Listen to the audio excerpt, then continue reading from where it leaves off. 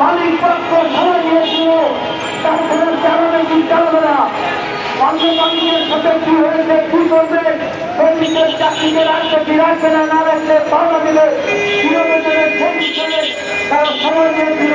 মালিক পক্ষই সময় নিয়েছিল যে 5ই মে পরবর্তী সময় হলে এই সব বিষয় চূড়ান্ত করা হবে।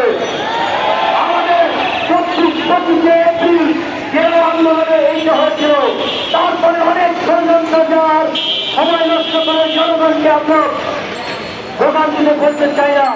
পুলিশি বাধার মুখে আমরা এখানে আমাদের প্রতিরক্ষা থেকে বলতে চাই যে এই জালিয়াতি মালিক এবং ভিডিও নিয়ে নানান ক্যাম্পেইন ষড়যন্ত্র করছে।